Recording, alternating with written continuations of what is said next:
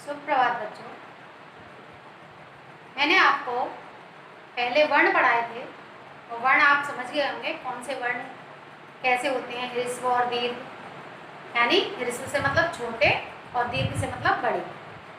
आज मैं आपको संधि पढ़ाऊंगी। संधि का मतलब होता है किसी चीज का मेल या जोड़। वैसे तो शब्दों का मेल होता है, लेकिन शब्दों के मेल से दूसरा शब्द बनेगा। लेकिन जब दो शब्द इतने नजदीक आ जाएं, जब दो शब्द इतने नजदीक या निकट आ जाएं कि प्रथम शब्द का अंतिम वर्ण और अंतिम शब्द का प्रथम वर्ण समीपता के कारण यानी निकटता के कारण उनमें जो परिवर्तन होता है, परिवर्धन होता है, उसे संधि कहते हैं। दोबारा देखिए, जब दो शब्द आपस में यानी इतने दो शब्द पास आ जाते हैं कि प्रथम शब्द का अंतिम वर्ण और अंतिम शब्द का प्रथम वर्ण दोनों मिलकर दोनों में परिवर्तन या परिवर्धन आ जाए, परिवर्तन से मतलब विकार आ जाए, तो वहां संधि होती है।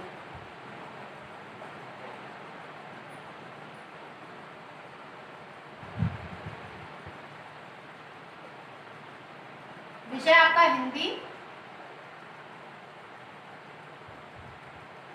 उपविषय व्याकरण। इस प्रकार आपका प्रकरण हुआ संधि। मैंने बताया अभी संधि का शाब्दिक अर्थ क्या होता है।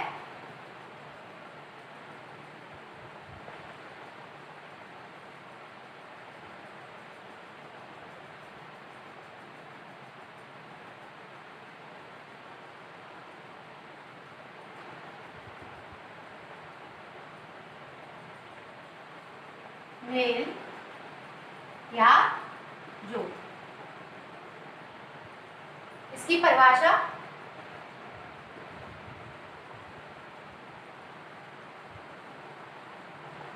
जब दो शब्द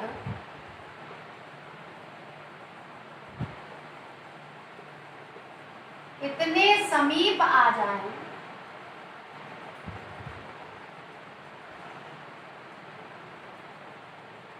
कि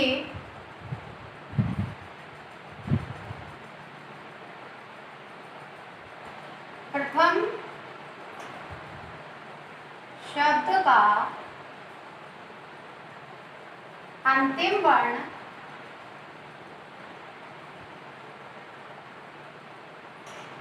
और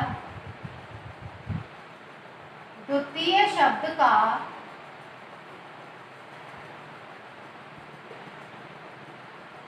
प्रथम शब्द के अंतिम वर्ण और द्वितीय शब्द के प्रथम वर्ण में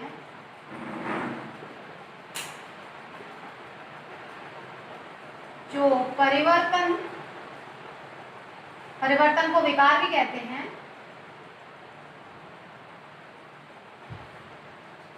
परिवर्तन या परिवर्धन आए,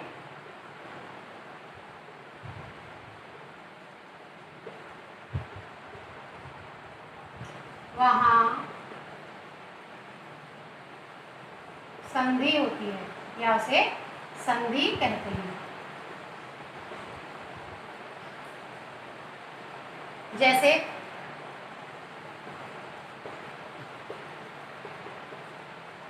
मैंने कहा, जब दो शब्द इतने नजदीक आ जाए कि प्रथम शब्द का अंतिम वर्ण और अंतिम शब्द का प्रथम वर्ण उनमें कोई परिवर्तन हो या परिवर्तन आए, वहां संधि होती है। जैसे देखो आप, विद्याधनालय,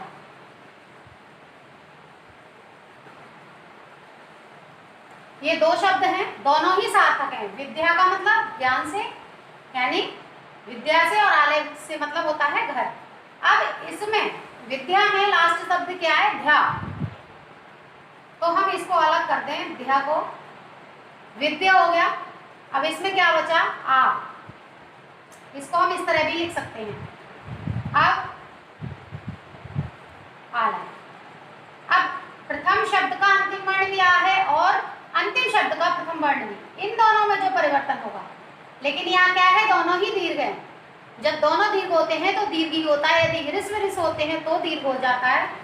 तो इसका मतलब हुआ विद्य में आ और आ मिलाएंगे तो आलय रह जाएगा, यानी कि ये आवना, ये और ये मिलकर क्या बना, आवना। अब इसमें आ मिला देंगे तो विद्यालय हो जाएगा। इसको कहते हैं संधि।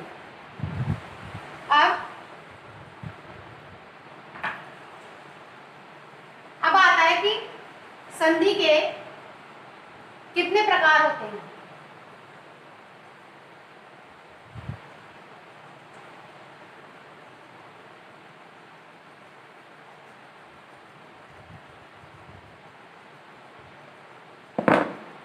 यानी संधि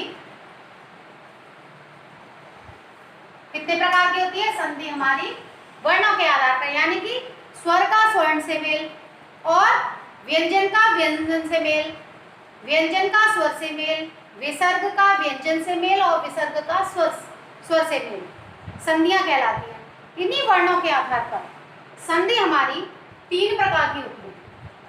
संधि 3 प्रकार की होती है। अब कौन कौन सी होती हैं। पहली होती है स्वर संधि, इसको संस्कृत में अच संधि भी कहते हैं। दूसरी होती है व्यंजन संधि, इसको हल संधि कहते हैं संस्कृत में। और तीसरी होती है विसर्ग संधि।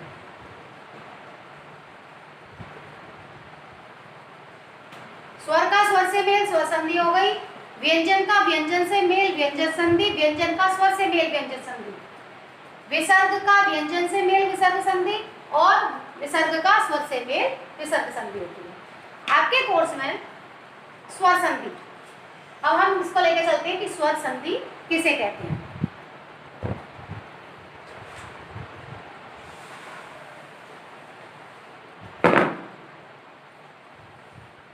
स्वर का स्वर से मेल,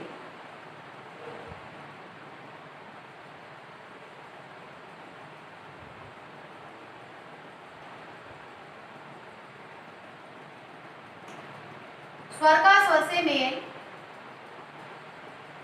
स्वर संधि कहलाती है। अब बात आती है कि स्वर क्या है, कि स्वर का स्वर से मेल बताया और वो स्वर हम पहले ही बता चुके हैं, इसीलिए हमने वर्ण पढ़ाए थे।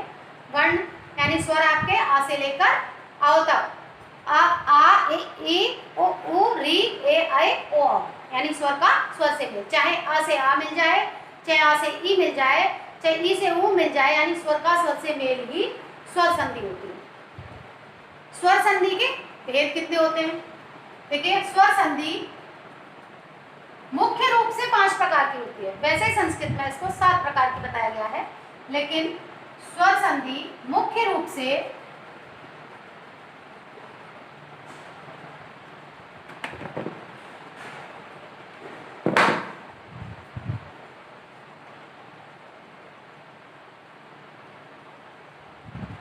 प्रकार की होती है।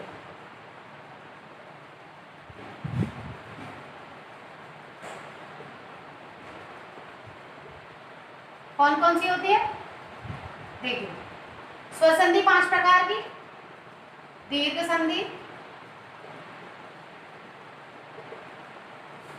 वृद्धि संधि,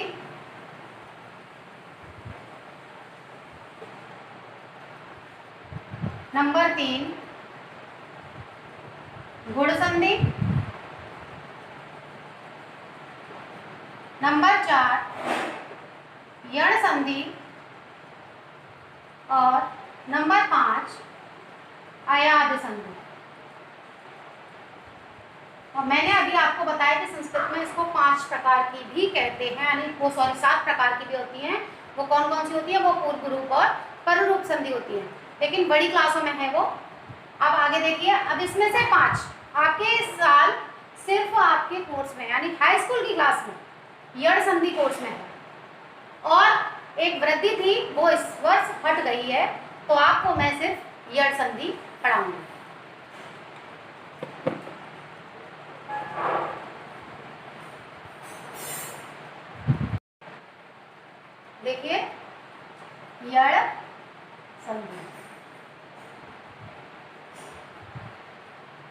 यण संधि क्या है?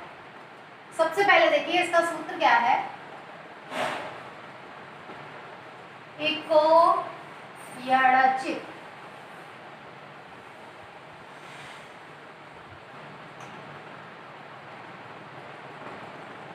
इस सूत्र में ही इस यण संधि की परिभाषा छिपी हुई है, लेकिन उसके लिए आपको सूत्र का ज्ञान होना चाहिए। सूत्र से मतलब जो आपके ये इको यणचि कहाँ से आया है कि 6th क्लास में माहेश्वर सूत्र दिए होते हैं संस्कृत की बुक में, इसीलिए आपको हिंदी के साथ संस्कृत पढ़ाया जाता है। तो जो सूत्र हैं, सिर्फ आपको मैं 4 सूत्र बताऊंगी, उन्हीं 4 सूत्रों को याद करेंगे जो माहेश्वर सूत्र हैं, उसी के हिसाब से आपके जो इको यणचि सूत्र है इसका ज्ञान आपको हो जाएगा। देखिए माहेश्वर सूत्र मैं भी बता देती हूँ, उसके बाद यण संधि पढ़ाऊंगी। माहेश्वर सूत्र यानी शिव सूत्र जो हमारे 6th क्लास में दिए 14 होते हैं संख्या में।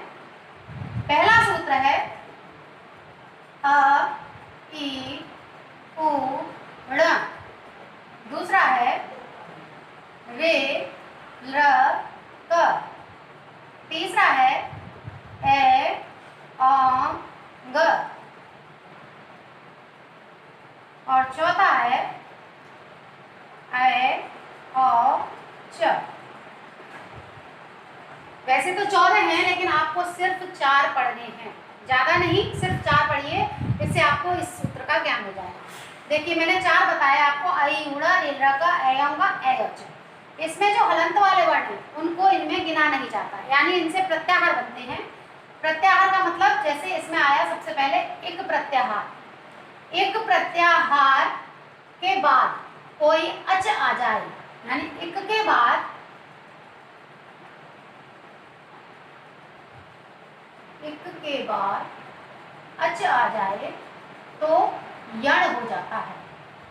यानी इस सूत्र का मतलब है इक प्रत्याहार के बाद अच प्रत्याहार आए तो यण हो जाता है। अब इक क्या है, इक को देखिए, अब हमने कहा था कि हलंत वर्ण को गिना नहीं जाता, इक यहाँ से पहले और दूसरे सूत्र में इक दिया हुआ है, इक यानी अ इ उड़ा इसका दूसरा और इसका लास्ट एक हो गया। अब ई उ री र, इक का मतलब हो गया ई उ रे और र, ये तो एक हो गया। इसके बाद क्या आएगा, अच आएगा।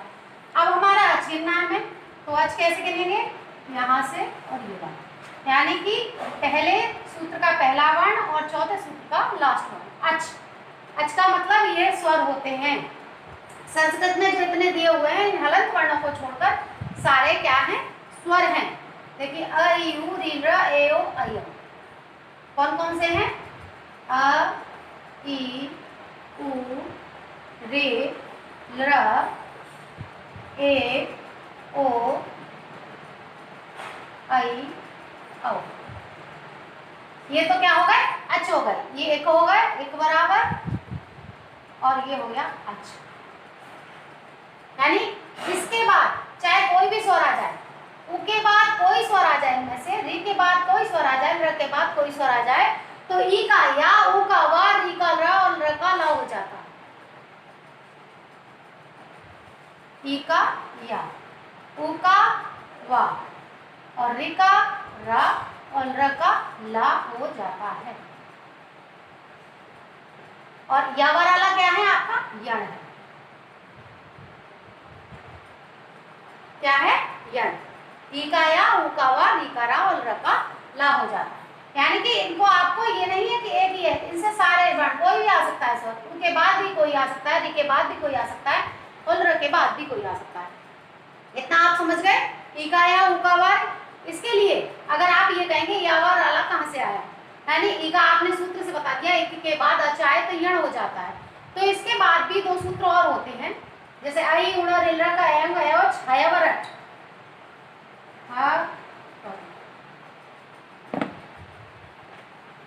5वां सूत्र है हयवरट, और छठा है, अब इसमें क्या है, कौन सा बताया मैंने, यण। ये यण 5वां और छठे सूत्र में यण हो गया। दिखे यण में या वा रा ला, यही मैंने कहा या वा रा ला, सीरियल से यानी ई का या, ऊ का वा, री का रा और र का ला हो जाता है। इतना आप समझ गए होंगे।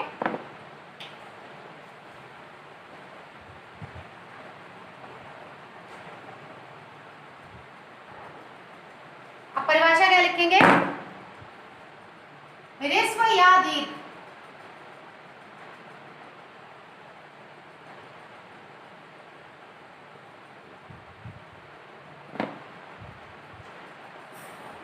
ये क्या है परिभाषा?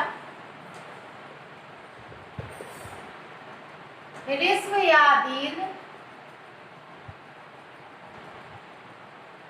ई उ रे ल के बाद कोई असमान स्वर आए, असमान स्वर आए तो क्रमशः ई का या, ऊ का व, ई का य, ऊ का व और री का र और र का ला हो जाता है।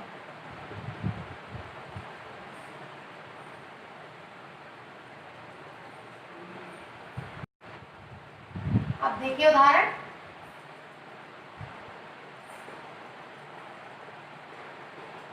सबसे पहले देखिए इत्यादि। इसकी एक पहचान और है कि जब यड़ संधि हो, यड़ संधि से पहचान से मतलब है कि इसमें आधा वर्ण अवश्य आता है। यड़ संधि की यानी पहचान है, एक ट्रिक है कि इसमें आधा वर्ण अवश्य आता है। अब देखिए इत्यादि। अब हमें इसको तोड़ना है तो इसका विच्छेद कैसे करेंगे? त एते धन आदि, ये दो शब्द हैं इत्ते धन आदि। हमने ये पहले ही लिख दिया इत्यादि है। अब देखिए कैसे होगा। इत्ते में इसको हलंत लगा दिया हमने इत पर। अब इसमें से क्या बचा आपका? ह्रस्व ई बचा यानी छोटी ई बचा। फिर आदि। अब आदि में यानी प्रथम शब्द का अंतिम वर्ण ई हो गया और अंतिम शब्द का प्रथम वर्ण आ हो गया। अब इसमें से ई और आ, इन दोनों को हमें जोड़ना है, यानी यही समीपस्थ है, इन दोनों को जोड़ना है। तो इन जोड़ों जब जोड़ेंगे, चाहे यहाँ पे ह्रस्व आ जाए चाहे दीर्घ आ जाए, लेकिन क्या होगा? इसका ह्रस्वी रहेगा यहाँ पर। यानी क्या बनेगा? ई का ह्रस्व से मतलब छोटे से, लेकिन ई और आ मिलकर या बनता है। तो यहाँ आकर मात्रा पहले से लगी है तो यहाँ या हो जाएगा, या दे। आदि की जगह क्या हो गया? या दे। ई का या हो गया, ये दे, ई का या। अब तामय या मिलाएंगे, इसको इधर मिलाएंगे तो जब हलंत लगाए तो जब हलंत वर्ण होता है तो वो आधा रह जाता है। तो ये हो गया इत्यादि, हो गया ई का या। अब देखिए दूसरा उदाहरण। ये तो ई का या बना। अब ऊ का व कैसे बनेगा? देखिए सुधन आगतम। अब सुधन आगतम तो स में क्या निकला आपका? ऊ निकला। यानी प्रथम शब्द के अंतिम वर्ण क्या है? ऊ है। फिर यहाँ क्या है?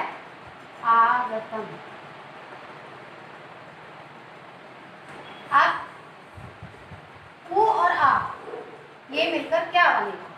ऊ का हमने कहा ई का या, ऊ का वा बनता है तो वागतम हो जाएगा। यानी जोड़ेंगे तो इसी में, अगर हम अभी चाहें तो इसको ऐसे भी लिख सकते हैं, लेकिन ये जोड़ना ही है। तो स जब बा में मिलेगा तो ये आधा है तो ये हो जाएगा स्वागतम। ये उदाहरण आपको समझ में आ गए होंगे। अब मैं आपको अगले वीडियो में इसी के और उदाहरण बताऊंगी, लेकिन तब तक आप इनको और सीखेंगे और अपनी नोटबुक पर करेंगे।